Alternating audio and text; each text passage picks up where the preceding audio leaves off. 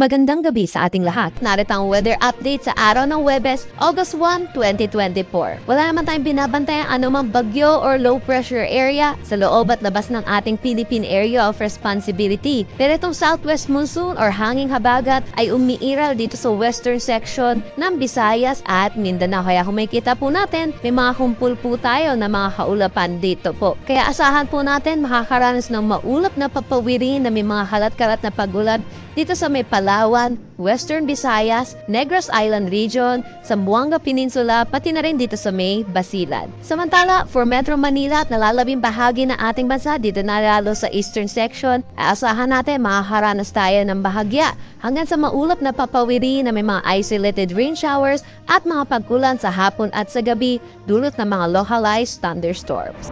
Para naman sa magiging panahon natin bukas dito sa Luzon, kung makikita po natin, maaliwalas po tayo sa buong Luzon po natin. Pero asahan din po natin yung mataas na tsansa ng mga pagulan sa hapon at sa gabi dulot ng mga localized thunderstorm. Agwat ng temperature for Metro Manila, 25 to 33 degrees Celsius. For Lawag, 25 to 32 degrees Celsius. For Tugigaraw, asahan natin ng 25 to 34 degrees Celsius. Baguio, 17 to 23 degrees Celsius. Tagaytay, 22 to 31 degrees Celsius. For Legazpi, asahan natin ng 25 to 32 degrees Celsius. Riyon din dito sa may Palawan, Visayas at Mindanao, kung makikita po natin, magiging maaliwalas naman ang ating panahon. Pero tandaan po natin, mataas po ang tsansa ng mga paggulan sa hapon at sa gabi dulot ng mga localized thunderstorm. Agwat ng temperatura for Calayan Islands at Puerto Princesa, 26 to 33 degrees Celsius. Dito sa Iloilo, asahan natin ng 24 to 33 degrees Celsius. Tacloban, 26 to 32 degrees Celsius.